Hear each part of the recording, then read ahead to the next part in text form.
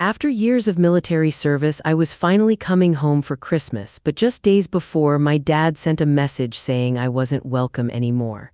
I simply replied, "Fine." 5 days later, I woke up to 23 missed calls from my family and 6 were from their lawyer, but it was too late to undo. My name's Hannah Bishop. I'm 32 years old. Every year, it's the same ritual. I pull my worn Army-issue duffel bag from the top of the closet, the familiar scent of canvas and dust filling my small apartment, and I begin to pack for Christmas.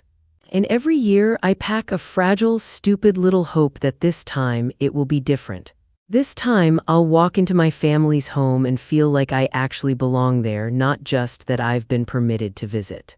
My effort has always been my admission ticket. This year was no different. I'd carefully chosen the gifts, wrapping them in my living room with a precision I learned breaking down a rifle. For Dad, a thick, leather-bound military history book on a battle he always talked about. For Mom, a cashmere scarf in a soft blue I knew she loved but would never buy for herself. For my younger brother Kyle, the latest AAA video game he'd been dropping hints about for months. Each gift was a carefully calculated peace offering, a down payment on a few days of acceptance.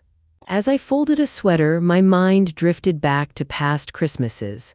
I remembered the way conversations would halt for a split second when I walked into a room, the polite but empty questions about my life in the Army. My stories, when I dared to tell them, were always too intense or a bit much. I learned fast to edit myself down, to sand off the rough edges of my experiences until I was small and agreeable and didn't make anyone uncomfortable. I learned to talk about the weather in Germany instead of the dust in Afghanistan. I thought of the chipped coffee mug that sat on Dad's desk, the one I'd bought him with my very first Army paycheck. It was my proof, my anchor in that house, a small ceramic reminder that I had always contributed, always been there for them. My flight was booked. The rental car was confirmed. I was running through my final mental checklist, a familiar knot of anxiety tightening in my stomach when my phone buzzed on the kitchen counter. I glanced over, assuming it was Mom, probably asking me to pick up a carton of eggnog on my way in from the airport. But the screen showed a text from Dad. It was brutally short, stripped of any warmth or kindness. A 5-ton weight dropped on my little seedling of hope. Change of plans. Christmas is off for you this year. Things are complicated.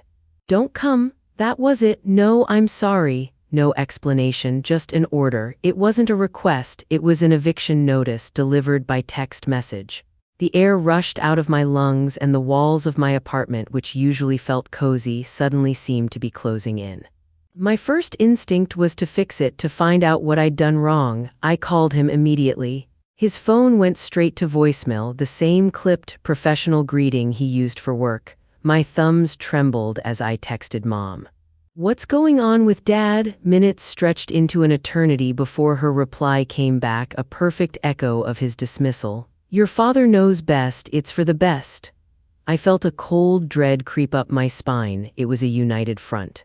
I sent a final, desperate message to Kyle. "Did I do something wrong?" His response was a shrug in text form. "Don't know, man. Dad's just in a mood. Better to stay away. Stay away." The years I'd spent feeling like an outsider had just been made official. I wasn't on the margins anymore. I was completely, irrevocably shut out. I stood there in the ringing silence of my apartment, my half-packed suitcase a monument to a hope that had finally, definitively died. The next few days were a blur of automated cancellation emails and hold music. Every click to get a refund felt like another nail in the coffin of my fantasy Christmas. As I sat on my couch, the silence was filled with a highlight reel of my own usefulness over the years. It played in my head on a loop, a bitter reminder of my designated role in the family. There was the time I sent $2,000, no questions asked, when the roof sprung a leak during a bad storm. I was on deployment, and I wired it from a laptop in a tent that smelled like burnt dust. Then there was the $5,000 for Kyle's startup, which I later found out was a new, ridiculously oversized sound system for his car. He'd called me with a whole business plan and I'd fallen for it, proud that he was showing some ambition. And I remembered sitting in a bank branch with Mom, co-signing her car loan because her credit was shot after a series of bad decisions she never explained. I was the family ATM, the emergency contact, the one who always said yes because saying no felt like a betrayal. Their love, I realized with a sickening clarity, was entirely conditional. It was there when I was solving a problem and gone the moment I was just a person, a daughter, a sister who needed something back. My mind snagged on one particular memory. I was 25, home for 2 weeks between deployments, still a little shaky from the last one. Dad sat me down at the kitchen table, which was covered in a mountain of official-looking papers. He slid a pen across the polished wood. "It's just a formality, Hannah," he'd said, his voice smooth and reassuring. "Your good credit helps us get a better rate on a refinance. You're just a co-signer." He didn't have to say the rest. The unspoken part hung in the air between us. Saying no would be selfish. It would be a problem, and I was a soldier. I followed orders. I signed where he pointed, my signature a neat, compliant little line on a dozen different pages. That memory wouldn't leave me alone. The loan amount, $162,000, was burned into my brain. I couldn't shake the feeling that it was connected to this sudden exile. On an impulse born of frustration and a strange, cold curiosity, I dug my old external hard drive out of a storage bin. I plugged it in, the little machine whirring to life, and started searching through archived emails from 7 years ago. I typed in keywords: refinance, mortgage, loan documents. After an hour of scrolling through old junk mail and forgotten conversations, I found it. It was a scanned PDF from a title company I didn't recognize, tucked inside an email with the simple subject line, "Executed Documents." My heart started to beat a little faster. I opened the file. It was over 100 pages of dense, mind-numbing legal language that I had never bothered to read back then. I just trusted him. I used the search function for my name, Hannah Bishop. It appeared 27 times. I scrolled through each instance, my eyes glazing over until one of them stopped me cold. It was buried deep in a section titled Co-Borrower Covenants. Unlike the rest of the document, the language was surprisingly simple, almost as if it was meant to be overlooked but still legally binding. In the event of default or transfer of operational control by the primary borrower controlling interest, 51% shall revert to the cosigner until the loan is satisfied. The world stopped. My breath caught in my throat. They hadn't just used my credit, they had handed me a loaded gun and then, over the years, forgotten all about it. My signature wasn't a favor, it was leverage, and they had just given me every reason to use it. Knowing I had power and knowing how to use it were two very different things. The Army taught me to follow a clear chain of command, to rely on experts. This was no different. I needed a professional. I spent the next full day hunched over my laptop, researching real estate attorneys in my parents' home county. I clicked through a dozen websites with smiling faces and empty promises before I found him. Martin Cole, an attorney whose website was clean, professional, and to the point. His biography mentioned he was a Marine Corps veteran. He would understand. He would get the stakes without me having to over-explain the sense of duty and betrayal that was churning in my gut. I booked a video consultation for the next morning. My hand trembled as I typed in my credit card information to pay the consult fee. It felt like a point of no return, a declaration of war I wasn't sure I was ready for.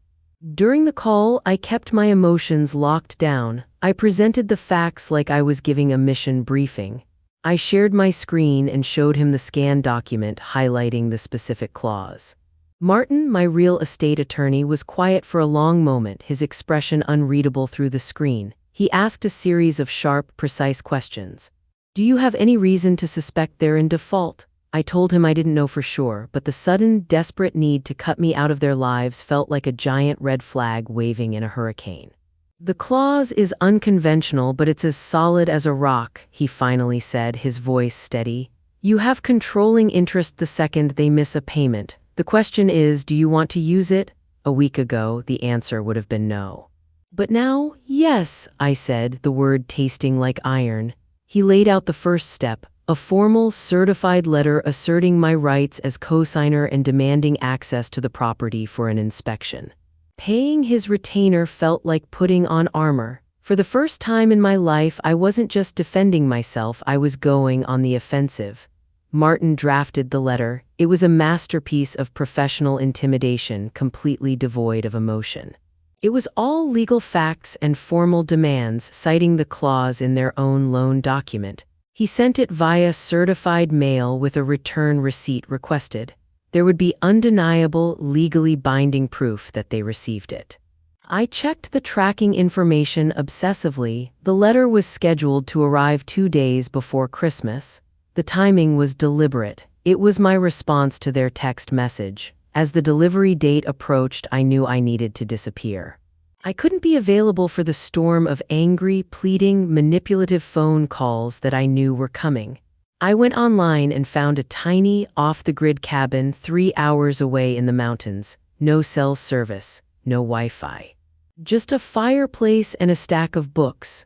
The day the tracking number updated to delivered, I packed a small bag, turned my phone completely off, and drove north. I spent Christmas Eve and Christmas Day in absolute, profound silence. I hiked through snow-covered trails, the only sound the crunch of my boots and my own breathing. I read an entire novel by the light of a wood-burning stove. The quiet wasn't lonely, it was powerful. It was the sound of me finally refusing to engage on their terms, refusing to be the one who had to manage their emotions. I was letting the law speak for me now. My silence was my new boundary, and I knew with a certainty that chilled me to the bone that on the other side of it, a storm was gathering. The moment I got back into cell range, I switched my phone on. It was like a dam breaking. The screen lit up with a furious barrage of notifications, the device buzzing in my hand like an angry hornet. 17 missed calls from Mom, 10 from Kyle, 5 from a number I didn't recognize. The voicemails were exactly what I'd expected, a symphony of panic and rage. Mom's was a tearful, panicked ramble. "Hannah, call me, what have you done? Your father is furious, you're tearing this family apart." Kyle's was just pure anger. "Seriously, a lawyer? Are you trying to kick Mom and Dad out of their own house? What is wrong with you?" The unknown number left a clipped, formal message that made my blood run cold. "This is Alan Mercer, the lawyer my father retained. I represent Richard and Linda Bishop. Contact my office immediately." Their panic was my confirmation. Innocent people don't lawyer up that fast, they don't scream and cry. They ask questions. Then I saw the email from Martin. The subject line was short and stark, urgent, response. I pulled over into the parking lot of a closed-down gas station and opened it. The body of the email was brief and to the point. "They've lawyered up. Their counsel, in an attempt to sound intimidating, accidentally confirmed your father is in arrears with the lender. Call me when you can." My heart hammered against my ribs. It was the first hard proof. They weren't just angry, they were wrong, and they were scared. I called Martin from that empty rest stop, the wind whistling outside my car. His voice was a calm, steady anchor in the chaos of my thoughts. He explained that their lawyer, Mercer, had called him in a blustering fit of indignation, trying to posture and threaten. He'd said something about how Richard, my dad, was merely navigating a temporary cash flow problem. Martin, being the sharp professional he was, immediately recognized that phrase for what it was. A legal admission of default. He'd immediately used my status as cosigner, the very status they'd used against me, to formally request the complete payment history from the mortgage company. The bank, legally obligated to comply, had sent the records over that morning. Martin had already attached them to a new email in my inbox. My fingers were stiff with cold as I opened the PDF. The columns of numbers told the whole sordid story. Missed payment August, missed payment October, missed payment December, 3 missed payments. They were officially unequivocally in default. The forgotten clause was now active. The switch had been flipped. I wasn't just a name on a piece of paper anymore. According to the document they'd had me sign, I now owned 51% of that house. The feeling wasn't triumph. It was a cold, heavy certainty that settled in the pit of my stomach.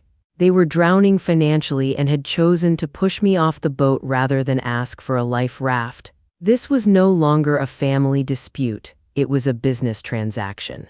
And I was about to become a very active partner. "Martin," I said, my voice steady, "schedule the inspection. I'm not asking anymore, I'm giving notice." I couldn't bring myself to go to the house for the inspection, not yet. The thought of walking through those rooms, of facing them, felt impossible. So I hired a sharp, no-nonsense property manager named Jasmine Reed to do it for me. She was all business, which was exactly what I needed. Jasmine video called me from her phone as she walked through the property. The first thing she showed me made my stomach drop. My old bedroom, the one with the faded star-shaped stickers still on the ceiling, had been turned into a makeshift rental unit. So had the guest room. Each door had a cheap padlock on the outside. Inside, she showed me a hot plate sitting on a dresser and a grimy mini fridge humming in the corner. Jasmine spoke briefly to one of the tenants, a college kid who seemed terrified. He told her he paid Kyle $700 a month in cash, no lease, no receipts. My brother was running a slumlord side hustle. Then she took me, via her phone's camera, down to the basement. The camera panned over a damp, crumbling wall showing a thick, black bloom of mold spreading out from a window frame. In the attic, a so-called renovation was half-finished. Bare electrical wires hung from the ceiling like dead vines, and the insulation was torn out, leaving exposed wood everywhere. It was a tinderbox, a fire hazard waiting to happen. The house I grew up in was an unsafe, illegal boarding house. They were putting people's lives at risk, all for a little extra cash. On the kitchen counter where my dad's chipped mug used to sit, there was a new, generic mug that said "World's Best Dad." I had been completely and utterly erased. This was so much worse than I had ever imagined. After the call with Jasmine ended, I sat in my parked car, unable to move. The images of the mold, the exposed wires, and the padlocked doors replayed in my head. My initial goal just a week ago had been simple: to force them to acknowledge me, to get their finances in order so my name wasn't on a failing loan. I realized now how naive that was. This wasn't just messy bookkeeping. This was systemic negligence and deceit. And my name, Hannah Bishop, was legally tied to all of it. If there was a fire, if one of those tenants got sick from that black mold, I would be the one getting sued right alongside my father. They had put my entire future at risk without a second thought. The plan had to change. This wasn't about getting an apology anymore. It was about containment. It was about survival. The hurt I felt was being rapidly replaced by a cold, hard resolve. I picked up my phone and made the call. "Martin," I said, and my own voice sounded foreign to me, colder than I'd ever heard it. "We're done negotiating. I'm not offering them a lease. I'm taking possession of the property. Tell me what we need to do." That was it, the point of no return. I was choosing to sever the ties completely, to cut out the infection before it spread to me. My new goal was no longer to fix my family, it was to evict them and reclaim what was legally, rightfully mine. Martin did exactly as I asked. He served them with an official, legally binding notice. It was called a cure or quit notice, and it was brutally simple. They had 30 calendar days to do 3 things: pay the $5,400 in missed mortgage payments directly to the lender, legally evict their tenants, and sign a formal lease agreement with me as the controlling owner and landlord. If they failed to do any one of those things, they had to vacate the premises. The response from their lawyer, Alan Mercer, was swift and vicious. He sent a letter back to Martin, a document dripping with false indignation and legal threats. He accused me of financial elder abuse. He claimed I was intentionally inflicting emotional distress on my ailing parents. The word ailing made me snort. My dad was healthier than I was. He threatened to file a massive countersuit seeking damages and a restraining order, painting me as a vindictive, greedy child attempting to steal the family home from under them. The letter was pure intimidation, a legal smokescreen designed to scare me into backing down. Martin assured me it was 99% bluff, that the law was squarely on our side, but the words still stung. They weren't just fighting me, they were trying to destroy my character, creating a public narrative where I was the monster. Any faint, lingering hope I had of them seeing reason and just complying was gone. They had chosen to fight, and to fight dirty. The official legal threats were backed up by a personal siege. My phone, which had been quiet for a few days, became a weapon they used against me. The blockade I'd put up against their numbers didn't matter, they just got other people to call. Mom left a series of voicemails that were pure emotional blackmail. "Your father's blood pressure is through the roof because of this stress, Hannah. If anything happens to him, it will be on your head." She sounded like she was crying, but I knew those were tears of manipulation, not genuine sorrow. Kyle's texts were just venomous. "You were always the selfish one. I can't believe I ever defended you to them. You're destroying this family for a house." Then came the calls from relatives I hadn't spoken to in years. My aunt, my dad's sister, called to deliver a stern lecture on family loyalty and respecting my elders. A cousin I barely knew sent me a long, sanctimonious message on social media, calling me ungrateful and spoiled. It was a coordinated pressure campaign designed to isolate me and activate the guilt I had been conditioned to feel my entire life. I had held out a sliver of hope that Kyle, at least, might understand once he knew the facts. But it was clear his $200 a month finder's fee from the tenants was more important to him than the truth. I blocked every new number that came through. The silence that followed felt heavy, oppressive, like the dead calm before a battle. Jasmine, my property manager, was more thorough than I ever could have hoped. As part of her standard process for taking on a new property, she ran a full title search on the house just to make sure there were no other surprises lurking in the official records. She called me a few days later. "Hannah," she said, her usually brisk tone sounding unusually grim, "we have another problem, a big one." My blood went cold. She had found a mechanics lien filed against the house. A local contractor had placed it there for an unpaid bill of $12,000. It was for the disastrous, half-finished attic renovation. My dad had hired them, they'd done the work, and then he'd simply never paid them. The lien wasn't just a debt he owed, it was a legal claim attached to the property itself, which meant because my name was on the loan documents, it was now my debt too. This was the second reveal, the piece that connected everything. The missed mortgage payments, the illegal tenants, the unsafe conditions, and now the hidden debts. It was a catastrophic pattern of fraud and financial irresponsibility. The real threat wasn't just losing my family. It was being dragged down into the financial black hole they had created. My good credit wasn't just a tool for them to get a better interest rate. It was a shield they had been using for years to hide their own failures. I told Martin there was one last thing I needed to do. Before the 30-day deadline expired, I wanted to speak to my father. No lawyers, no one else on the line, just him and me. It felt like I was intentionally removing my last safe option, my lawyer, but I had to hear it from him myself. I needed to look him in the eye, figuratively speaking, and give him one last chance to be a father instead of an adversary. He called me 2 days before the deadline. His voice was like ice, stripped of any paternal warmth. There was no negotiation, no hint of an apology, just a cold, hard command. "You will call this off, Hannah. This has gone on long enough." I didn't raise my voice, I didn't get emotional. I calmly, methodically listed the facts as if I were reading from a report. "You're 3 months in default on the mortgage.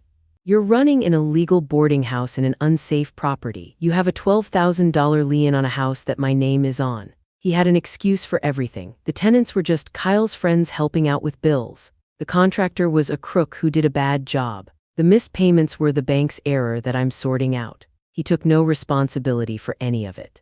"The offer stands," I said, my voice flat. "Cure the default or quit the property. You have 48 hours. There was a pause, and then he snarled, "You'll regret this. We'll see you in court." He hung up. That was it. The ticking clock had finally run out. My only remaining option was the one I had dreaded the most, the formal, physical eviction. After that phone call, a profound sense of defeat washed over me. "We'll see you in court." The words echoed in the silence of my apartment. I pulled up my banking app and looked at the number, $18,000. It was the money I'd painstakingly saved for a cross-country trip, a journey I'd dubbed my Freedom Fund. It was meant for national parks and cheap motels and finding some peace. Now it was my war chest, and I had a sinking feeling it wouldn't be enough. The narrative they'd built against me was starting to feel real. In the quiet of the night, I started to wonder if maybe they were right. Maybe I was the villain. The cold-hearted veteran who was about to throw her own parents out of their home in the middle of a cold winter. My isolation felt absolute. My friends tried to be supportive, but they couldn't possibly understand. "Can't you just talk to them?" they'd ask with the best of intentions. They didn't get that talking had never been an option with my family. My core wound, the deep-seated fear that I was fundamentally unlovable, that I was inherently a problem, was wide open and bleeding. By finally standing up for myself, I had proven their lifelong narrative about me. I was difficult. I was too much. I looked at a framed photo on my wall, a picture of my unit in Afghanistan. We looked so strong, so unified, but right now, in my quiet apartment, I had never felt more alone.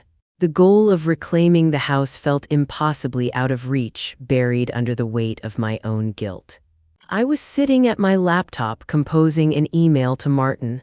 I was ready to tell him to negotiate a surrender, to offer them a deal, to just make the fight stop. I couldn't take the weight of being the villain anymore. Just as my fingers hovered over the keyboard, a new email popped into my inbox. The sender was a woman named Sarah, a medic I'd served within my second deployment. I had reached out to her a few weeks ago, just a casual message to see how she was doing. This was her reply. It was a long update on her life since she'd gotten out of the army. She'd been struggling. A service-related injury had made it hard to keep a steady job. She was bouncing between her sister's couch and a friend's spare room, feeling like a burden everywhere she went. She wrote one line that hit me like a physical blow, knocking the wind out of me. "It feels like there's no place for us when we get home." And just like that, everything shifted. The entire axis of my world tilted. This fight wasn't just about my name on a deed anymore. It wasn't about revenge or getting an apology. It was about what that house could represent. My family saw it as an asset to be drained, a source of income to hide their failures. But I now saw it as a source of shelter to be offered. One fragile, powerful possibility remained. I could turn this place of my personal rejection into a place of refuge for people like Sarah, people who would never reject me because they understood. My resolve, which had crumbled into dust moments before, returned harder than steel. I wasn't just fighting against my father anymore. I was fighting for Sarah. My Freedom Fund had a new, better purpose. I deleted the email to Martin and closed my laptop. Day 31. It was a frigid, overcast January morning that seemed to suck all the color out of the world. I pulled up to the curb across the street from the house I grew up in. Jasmine was already there, clipboard in hand, a stoic figure in the cold. The locksmith's plain white van was parked behind her. I got out of my car, pulling my simple black wool coat tight against the wind.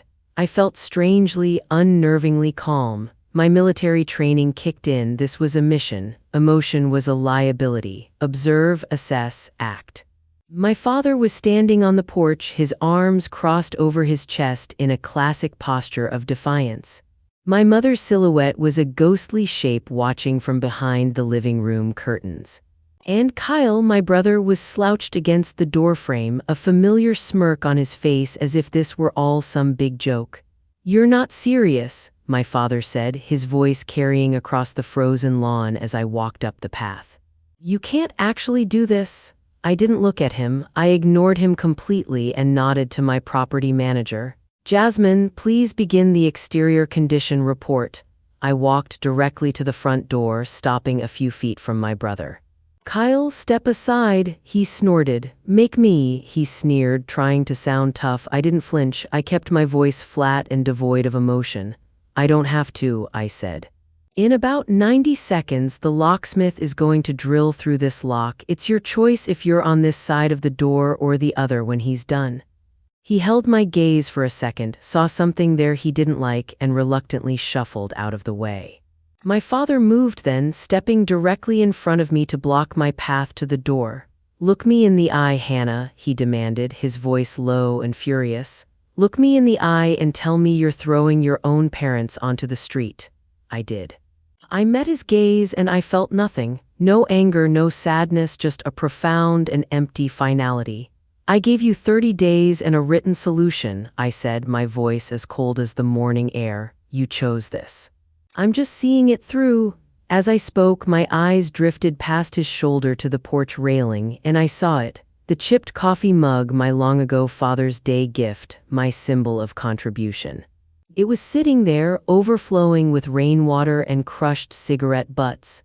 They had turned it into an ashtray. The message couldn't have been clearer. I was trash to them. My contributions were trash. In that single moment, any lingering flicker of doubt I had was extinguished. The locksmith stepped forward and started his drill. The high-pitched whine cut through the morning quiet, a sharp, metallic scream.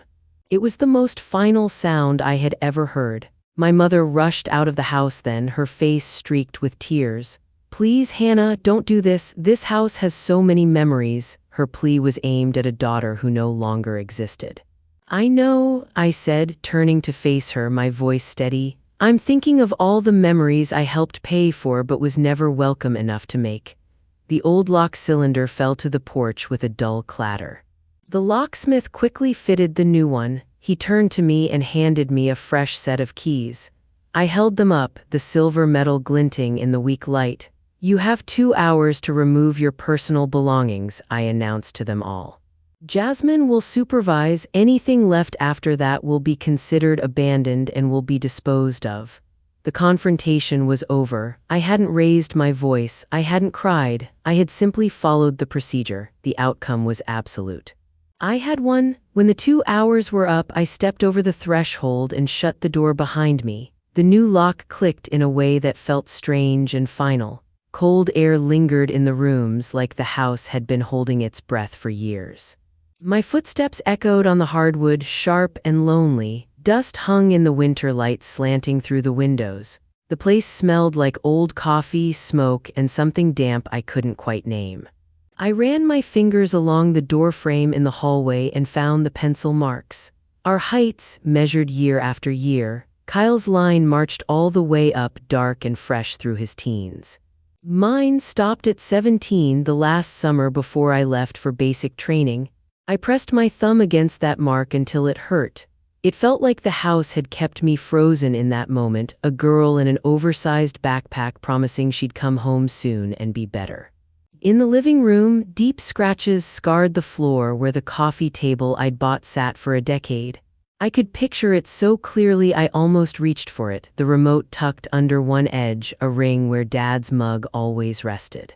The spot was empty now. All that remained were grooves and a faint rectangle of cleaner wood like a ghost of furniture. I walked up the narrow stairs to the attic. The air was colder up there, thin and sharp, and my breath fogged white. On the unfinished wall, faint pencil lines mapped a bookshelf, squares stacked like a promise. Next to them, the word Dad had scrawled, "Later." I traced the letters with my knuckle and felt anger flicker, then fade. Later had been their favorite word for my whole life. Later we'll fix it. Later we'll listen. Later we'll make room. I stood in the center of the empty living room and listened to the quiet. Somewhere outside, a car passed, tires whispering over slush. Inside, the radiator pinged once and fell silent.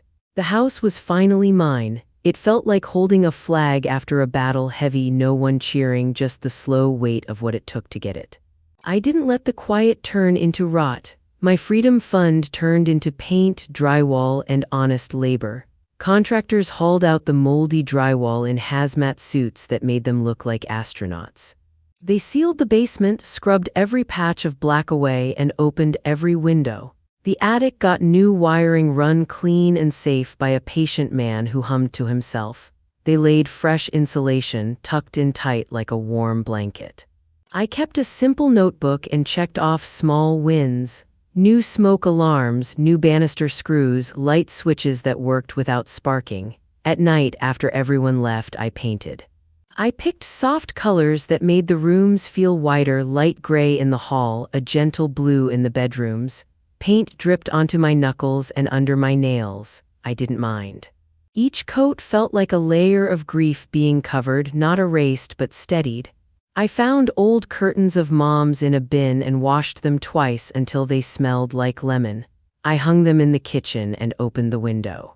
Fresh air pushed out the old smell. I bought sturdy beds and simple quilts from the thrift store, cheerful patterns that made the rooms look like places to start over, not hide. The sign came last. I ordered it from a local shop with gold letters and a clean font. The morning I pushed the stake into the front lawn, the frost crunched loud under my boots. Liberty House, a residence for women veterans. I stood back and breathed. For the first time in a long time, the name home didn't pinch. Tasha Morgan arrived first. She stepped inside with a careful gait, one hand pressed to her lower back, eyes scanning like she hadn't decided if she could trust a good thing. "I don't snore," she said, serious, then grinned when I laughed. I showed her the bedroom with the window that faced the maple tree. She touched the quilt and nodded once. "Looks like a place I could sleep." A week later, Megan Carter carried in a duffel bag and a framed photo of her dog. Her smile was tired but honest.